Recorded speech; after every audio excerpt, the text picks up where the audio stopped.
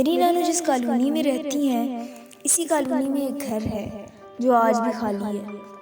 20 سال پہلے وہاں ایک خوشباش خاندان رہا کرتا تھا۔ ماں باپ اپنے 2 بیٹے اور ایک بیٹی کے ساتھ رہتے تھے۔ دونوں بیٹوں کی شادی 2 سگی بہنوں سے کروائی۔ عافیہ زیادہ خوبصورت تھی جس کی شادی بڑے بھائی واصف سے ہوئی۔ شادی شکل و صورت کی نارمل تھی جس کی شادی ولید سے ہوئی۔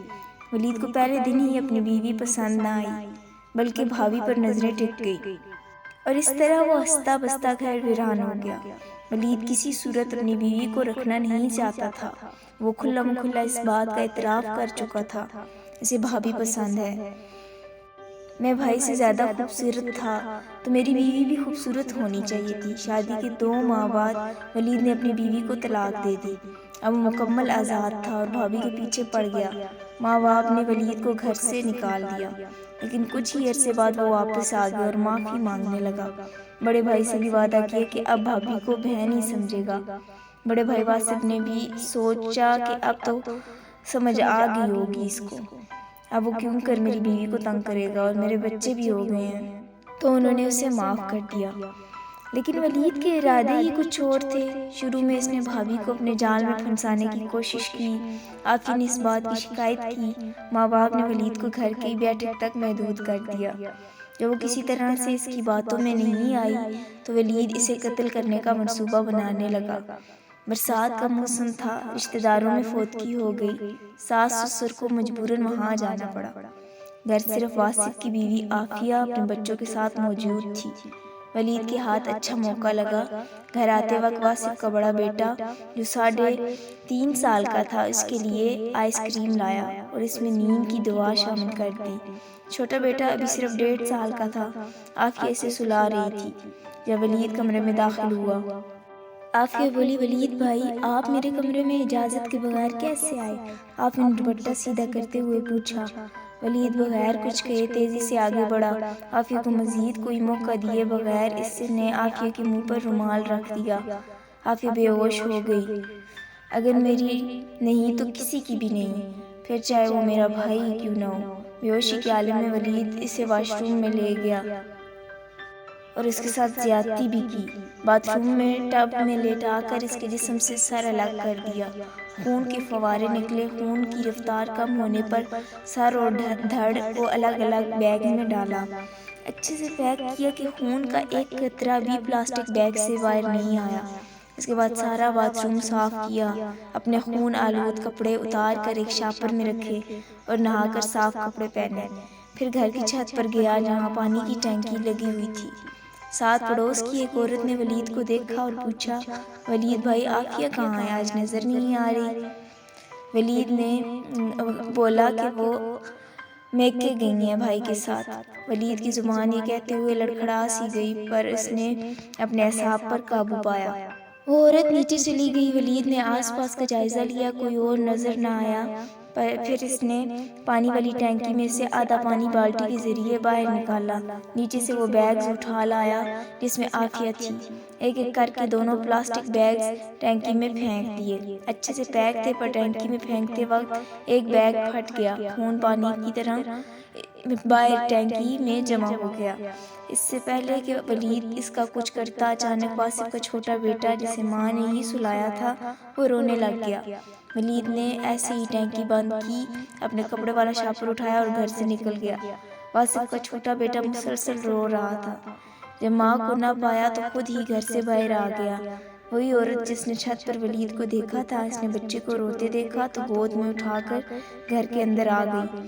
عافیہ کو 2-3 آوازیں دیں، سارا گھر چیک کیا پر عافیہ نظر نہ آئی۔ وہ عورت چھوٹے بیٹے کو اپنے گھر لے گئی اور واصف کو فون کیا۔ تھوڑی دیر بعد واصف آ گیا، اس نے بھی سارا گھر دیکھ لیا۔ عافیہ کے میکے فون کیا پر سب نے لا علمی کا اظہار کیا۔ اپنے بیٹے کو گود میں لیے باتھ روم گیا تاکہ اس کا منہ دھو سکے۔ باتھ روم کا دروازہ کھلتے ہی ایک ناخوشگوار بو آئی۔ بو سے واصف کا دماغ گھوم گیا۔ آگے بڑھ کر اس نے نل کھولا لیکن پھر خون شدہ پانی آنے لگا جو واصف کے ہاتھ پر گرا۔ اس نے بمشکل خود کو سنبھالا اور باتھ روم سے باہر آ گیا۔ اپنے بڑے بیٹے کی طرف متوجہ ہوا جو ابھی تک سو رہا تھا۔ آگے بڑھ کر اس نے بیٹے کو اٹھانے کی کوشش کی پر وہ نہ اٹھا۔ واصف محسوس کر چکا تھا کہ کچھ بہت خوفناک کام ہوا ہے۔ اس کی سمجھ میں کچھ نہیں آ رہا تھا کہ اتنے میں وہی عورت آ گئی۔ واصف بھائی پتہ نہیں عافیہ کہاں چلی گئی ہے؟ کچھ پتہ چلا عافیہ کا؟ نہیں، واصف کی زبان لڑکھڑا رہی تھی، لیکن ولید نے تو کہا تھا کہ آپ دونوں عافیہ کے میکے گئے ہوئے ہیں۔ ولید واصف حیرانی سے اسے دیکھنے لگا۔ ہاں، وہ مجھے چھت پر پانی کی ٹینکی کے پاس نظر آیا تھا، تو میں نے پوچھا عافیہ کہاں ہے؟ نظر نہیں آ رہی۔ پانی کی ٹینکی کا سن کر واصف نے چھوٹے بیٹے کو فرش پر بٹھایا، خود تیزی سے چھت پر گیا۔ عورت بھی بچے کو گود میں اٹھا کر واصف کے پیچھے آ گئی۔ واصف نے جیسے ہی پانی کی ٹینکی کا ڈھکن اٹھایا، اندر کا منظر اسے بے ہوش کرنے کے لیے کافی تھا۔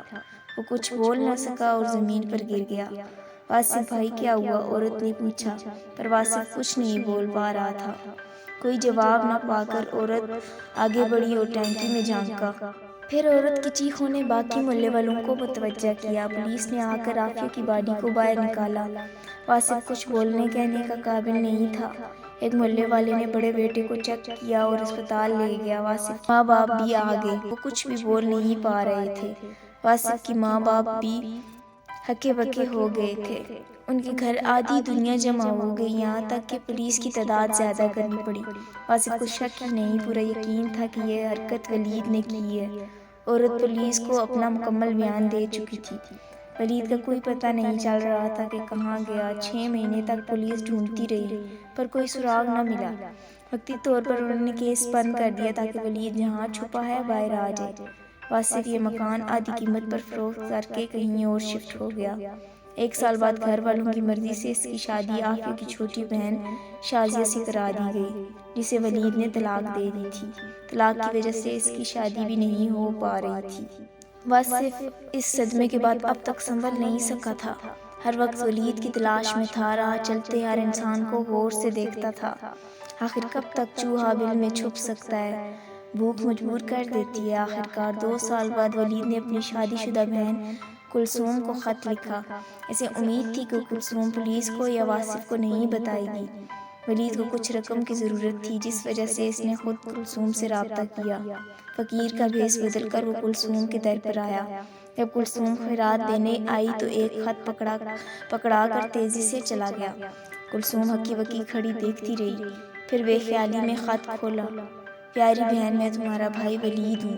سوچا یہی تھا، بہت دور چلا جاؤں گا، پر یہ ممکن نہ ہو سکا۔ زمانے کی ٹھوکریں کھا کر میں تمہارے پاس آیا ہوں، تھک گیا ہوں چھپ چھپ کر۔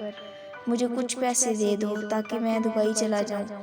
وہاں جا کر تمہیں ہر مہینے پیسے بھیجوں گا اور تمہارے بچوں کو وہاں بلوا لوں گا۔ میں کل یا پرسوں آؤں گا۔ امید ہے تم مجھے مایوس نہیں کرو گی۔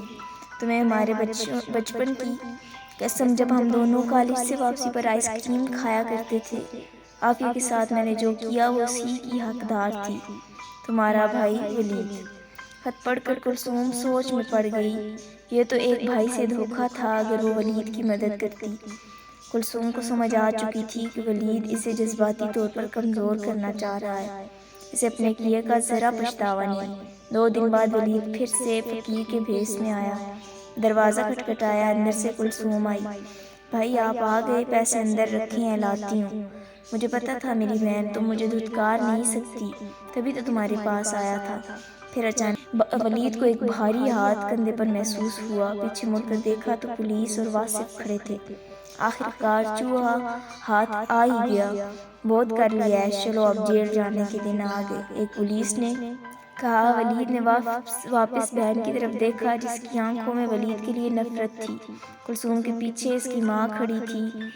ماں کو دیکھ کر ولید ماں کی طرف بڑھنے لگا۔ امی جان مجھے بچائیں، اپنے گناہوں کا احساس ہے مجھے، میں واصف کے پاؤں پکڑ لوں گا، پلیز امی جان۔ ولید نے مگرمچھ کے آنسو بہائے۔ تم جیسے درندہ میرا بیٹا ہو ہی نہیں سکتا۔ میرا صرف ایک ہی بیٹا ہے اور وہ واصف۔ سنا تم نے؟ کیا لگا تمہیں اس گناہ کے بعد میں تمہارا ساتھ دوں گی؟ لے جاؤ اسے اور اس کے جسم کے بھی اتنے ہی ٹکڑے کرنا جتنے اس نے اس معصوم کے کیے تھے۔ سنو میری بات۔ ماں پولیس والوں سے بولی، یہ مر گیا تو اس کی لاش کوڑے میں پھینک دینا، ہمارا اس سے کوئی لینا دینا نہیں ہے۔ یہ کہہ کر ماں نے زور سے دروازہ بند کیا۔ پولیس ولید کو گھسیٹتے ہوئے لے گئی۔ تفتیش کے دوران اس نے بتایا کئی دنوں سے قتل کے منصوبے بنا رہا تھا، لیکن موقع ہاتھ نہیں لگ رہا تھا۔ اس دن موقع ہاتھ لگا تو جلدی سے آری اور پلاسٹک بیگز کا انتظام کیا۔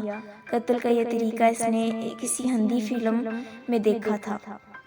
ولید کو اپنے کیے گناہ کا آخر تک کوئی پچھتاوا نہیں تھا۔ پولیس والوں کا کہنا تھا وہ دماغی مریض بن چکا تھا۔ مزید ولید کے والدین نے انکشاف کیا کہ وہ بچپن سے ہی ولید کی ہر جائز ناجائز خواہش پوری کرتے تھے۔